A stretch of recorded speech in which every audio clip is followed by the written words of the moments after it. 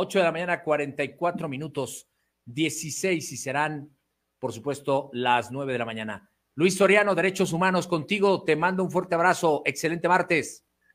Hola, Toño. Muy buenos días. Tengas tú y todo tu auditorio. Acá estamos a la orden. Muchísimas gracias, Luis.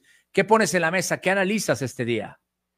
Mira, hoy 18 de junio es el Día Internacional de Nelson Mandela. Por lo mismo, pues necesitamos desde México no olvidar y visibilizar que existen fenómenos sociales como este. Exactamente, que nuestra sociedad invisibiliza, como lo es precisamente la discriminación en todas sus formas, ¿no?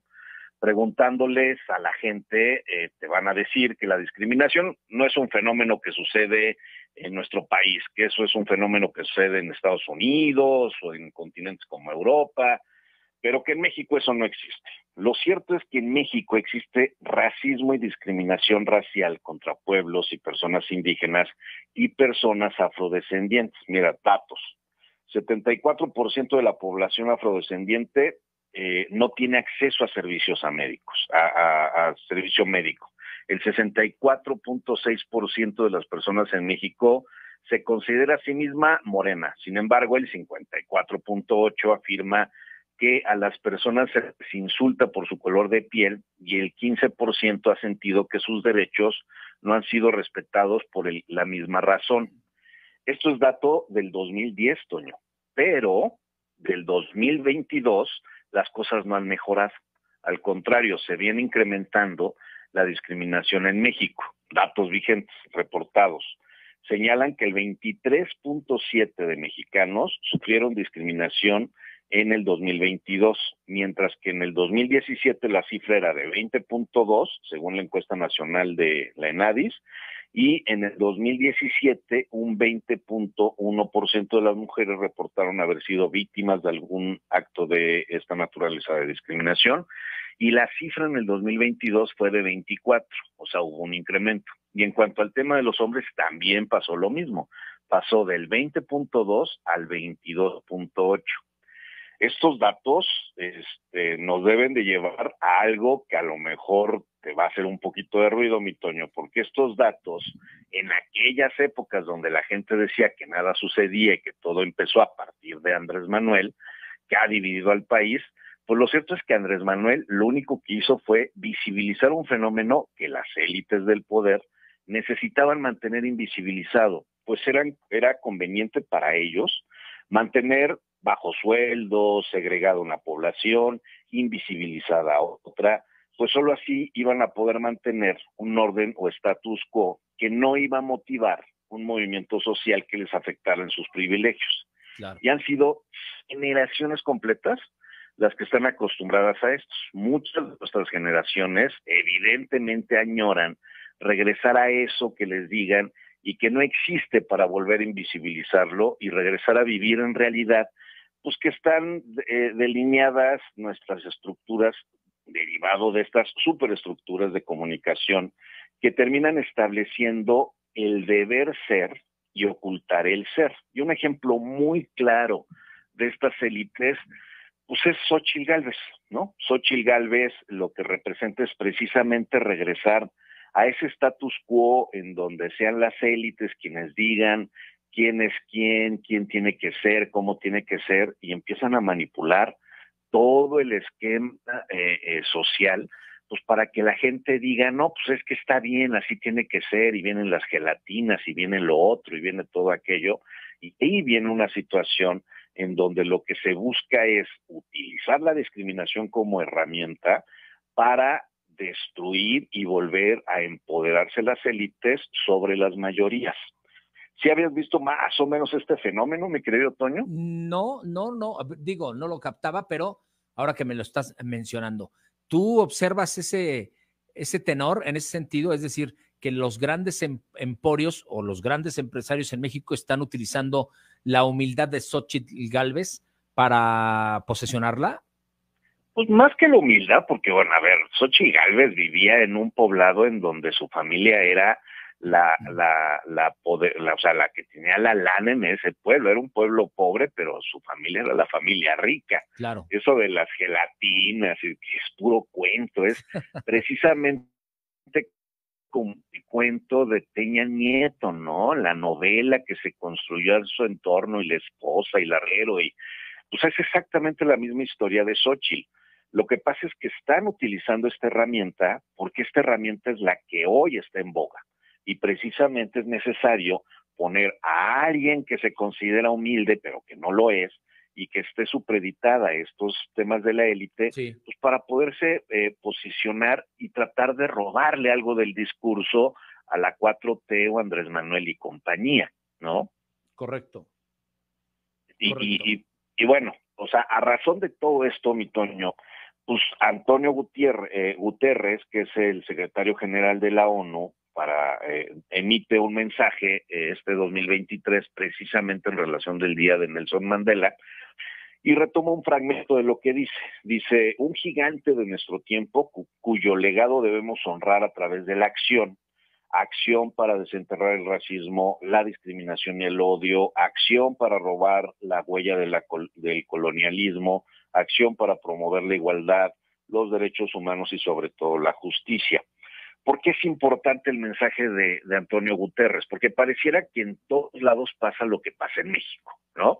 O sea, en México vivimos un tema de racismo contra los pueblos originarios y los afrodescendientes tremendo, la discriminación que vivimos y principalmente en Puebla siendo uno de los primeros lugares o entre uno y dos de lugares del tema de discriminación, el odio que se vive y que se va escalando en todos lados, en los percances inclusive de tránsito, Toño, o sea, es increíble el nivel de odio y de violencia que se genera cuando alguien se le mete a alguien que se pueden bajar inclusive a asesinarse o que estamos en vía de que pueda suceder una situación de esas, en donde el colonialismo, que es precisamente el ejemplo que te daba de este tema de Xóchitl, es a través de Xóchitl Gálvez, como pretenden volver a colonizar estas élites al pueblo mexicano, que si no lo logran en este sexenio, van a buscar conquistarlo en el siguiente sexenio,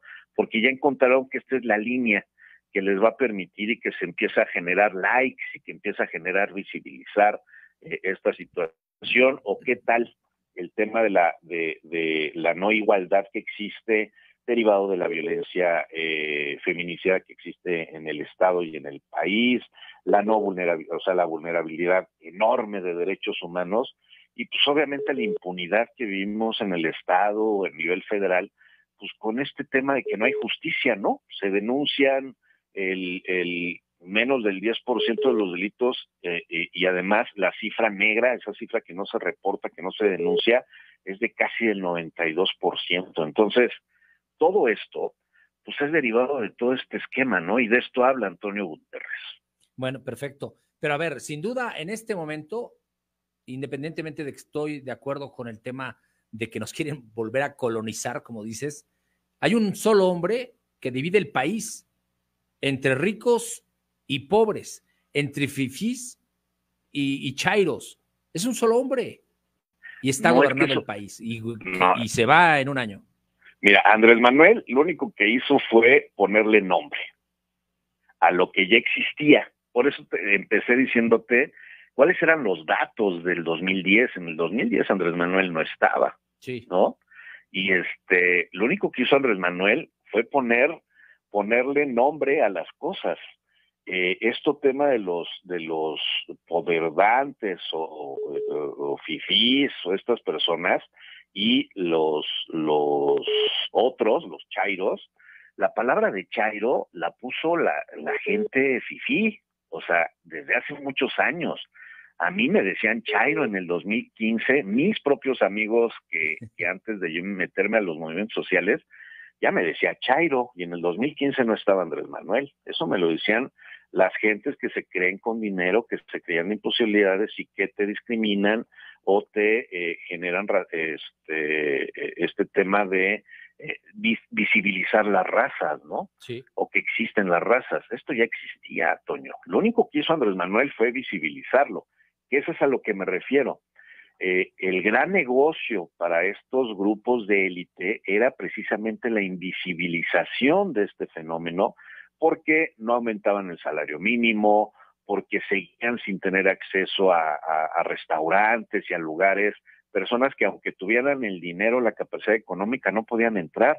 Lo vivimos en Puebla muy cañón con los antros, Sí, claro, te estos decían tú sí, tú cadeneros. no. Pues sí, exactamente, o sea, no es un tema de tener las posibilidades o los medios, sino es un tema de imagen visual.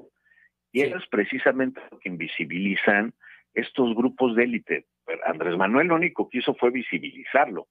Yo a lo mejor no comulgo de cómo lo hizo, pero la única forma de haber logrado que todo el país volteara a ver de que efectivamente vivimos en una sociedad que está dividida en dos, entre los que se ven ricos y entre los que se ven pobres.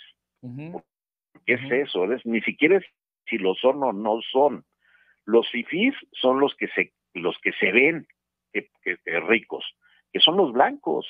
Los blancos, clase medieros, con un nivel educativo, son los que dicen es pobre porque quiere, o sea, Sí, de y acuerdo, ese de es. acuerdo. Fíjate, me estás llevando a recordar a mi abuela, que hace muchos años platicaba bajo su rebozo, y una frase extraordinaria, que hoy descifra lo que tú estás mencionando. Dice, o decía, debajo de cotón, tostón, debajo de levita, nadita. Debajo de tostón, No, debajo de cotón, de cotón. tostón, debajo de levita, nadita. Órale. Debajo de cotón, tostón, debajo de levita, nadita. Pero es que En es todos tal los cual. aspectos, debajo de cotón, tostón, pues puede ser, obviamente, el dinero, pero también dignidad, progreso, independientemente de si vistes o no bien. Claro. Sí, o sea, esa frase, imagínate, si desde esa época la decía tu abuela, significa que el tema de la discriminación y Exacto. todo esto ya existía. Pues era una cultura y entonces cada quien tomaba el lado que le correspondía o del lado de donde estaba. Pero era un tema de normalización de la discriminación también, ¿no? A través del humor, etcétera, etcétera.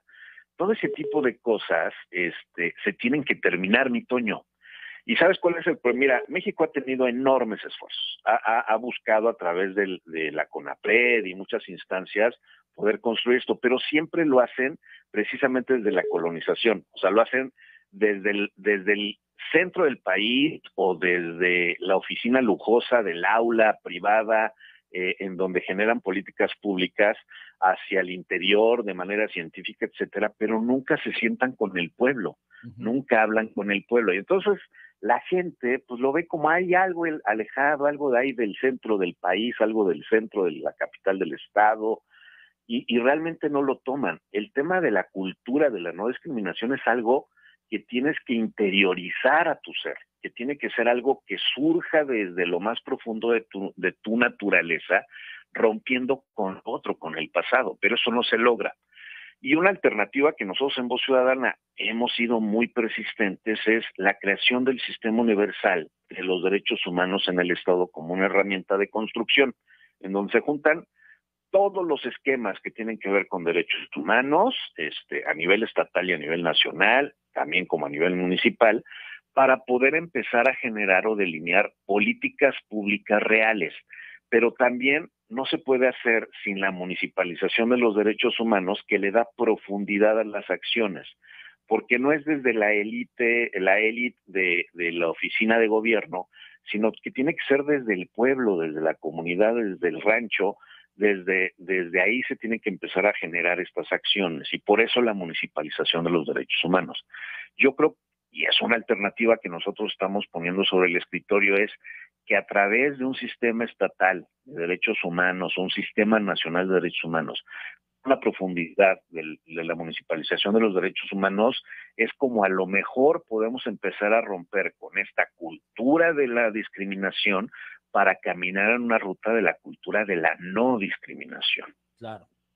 Sí, sin duda. ¿No? A ver, dice la terminación 81-83, se tiene mucha razón, don Luis, dice don Luis, en torno a la discriminación que sigue y seguirá por décadas si no hacemos algo, ¿eh?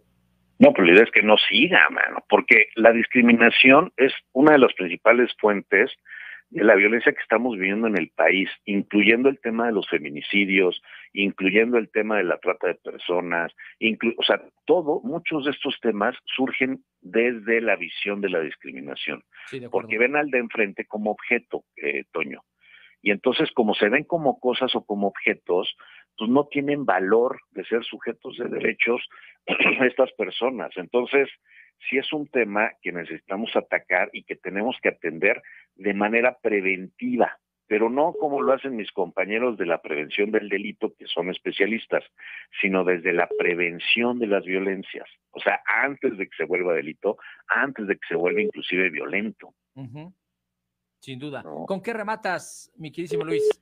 Pues nada más agradecerte y pues que ya no discriminemos, por lo menos si vamos en la calle, Toño, pues por lo menos respetar a la gente que va a nuestro lado, pues no sabemos quiénes son, no sabemos la mala vida que a lo mejor están pasando y todavía mentarles la madre, pues ya, eso es violencia también, entonces aprendamos a no ser violentos, por lo menos en nuestro entorno.